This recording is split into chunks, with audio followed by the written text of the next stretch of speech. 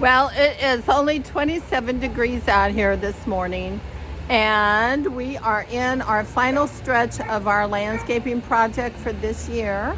So I thought I would share that with you. All the pumpkins are out. They started rotting on on my dining room table.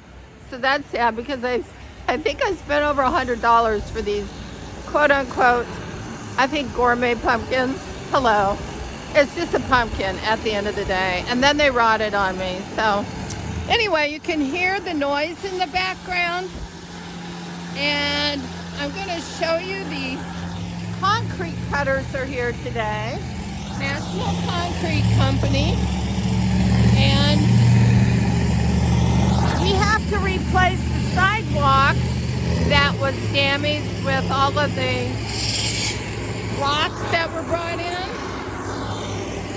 So here's our boulders. You can see our trees are looking really good. Our grass is coming in. We've got down our mat so that we don't have the erosion. And now we're cutting out the sidewalk. It's all broken from the heavy equipment. And you can see my neighbor's sidewalk got damaged. To put the curb back where we should have the driveway. Over here, we have another problem. And just be aware, I'm sure most of you are, that whenever you do a home improvement project, there's always something that rears up its head, right?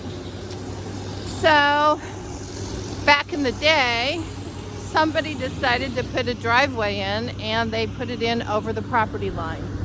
So right now, we're out here and we're going to cut. You can see where the property line is right here. I had it surveyed. So code here is that we, cut at the property line. And then we are going to put our fence right up here. You can see my neighbor's fence there. Going to put the fence right up here. But we've got all of this mess out here to take care of in the approach. So once we get that done, concrete guy's coming to put in the sidewalk today, and then it'll all be back to normal. So should be looking awesome. Anyway, the guys are working hard today, and then as soon as they get done tearing out all of this concrete, then the man's coming to concrete contractor to put in the new sidewalk. So they're going to snap a chalk line so that they can get a straight cut here, and that way everybody's happy. You can see this is quite a messy job, and the traffic does not help the situation. So he's about to put the saw into the curb there so we can put the curb back straight where the driveway used to be. And he's going to cut a little bit out around the road so that we can even it out.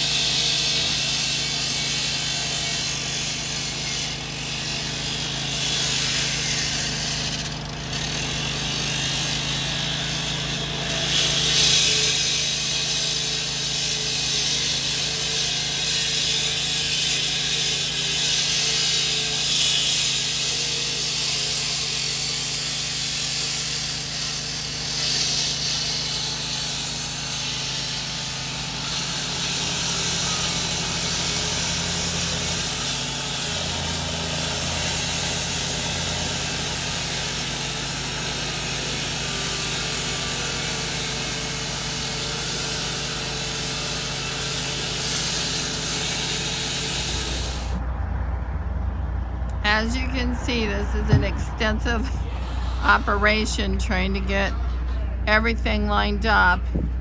And the guys now are putting in the steel forms. So it's not the old days where you had, 2x4s like my dad, my grandpa used to use. So now they're putting in the steel forms. They're digging down, making sure that the depth is right. which is going to screw up my landscaping a little bit, but not too bad. And then they're taking out the driveway over there that was encroaching on our property. So there's a problem that's gone forevermore, thank goodness. And I can now put my fence up over there, and it can run straight instead of cockeyed, so that's all good. Anyway, they're putting up barricades, and they're going to put up cones everywhere. And then once they get the concrete poured, they're going to put a blanket over it to help it cure quicker. And the heat that's generated from the concrete itself as it's curing will actually help it to set up a little bit quicker once they put the winterization agent in there. Alrighty. Now we're off to another phase. Well, as you can see, I decided to come inside because I thought it was 27, but I actually checked it. It's only 20 out. So the guys they're done cutting now. Got their little bobcats out. They got a couple of them out there.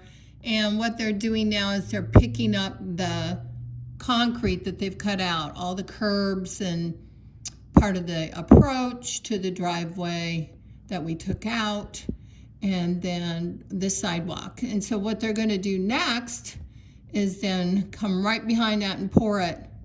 And they're going to have to put a special agent in there because when you pour in the wintertime, you have to have a quick setting agent. So, and then the heat from the concrete curing will also help it cure and keep warm and not to freeze. So I learned all of this yesterday, and I'm pretty excited about it. And one of our next projects is we'll do a inside the house look, and you can see what I've done on the interior to the house. But I wanted to talk about how important historic landscaping is. If you're really truly passionate about doing a beautiful update to your home that is historic or that is mid-century or any period, it's also really important that the outside goes with the inside. That really makes it much more enjoyable. You get a continuity and a look and feel that's so much fun. And then you can kind of embellish with a few little updates like a fireplace outside and a nice brick patio, which is what we're going to do next year. So have a happy day. I hope you've enjoyed our series, and I'll show you what the sidewalk looks like. They're going to have to wrap it up in blankets, and then we're going to pray for 30 days there's no snow or ice where the salt comes, because this road sits right on top of the sidewalk, and if the salt gets on it, boom, it's all crumbled up.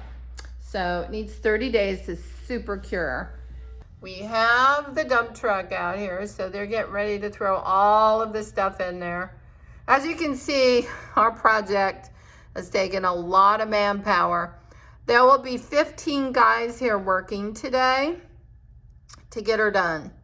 And that's because we want to get it done. We want to get it poured while the kids are in school. So by tonight, it's hard enough that nobody can put any kind of initials, feet prints, whatever they might want to put in there. They can't do it. So there goes the first piece of concrete. Don't you love how they can just pick it up like that? Have a great day.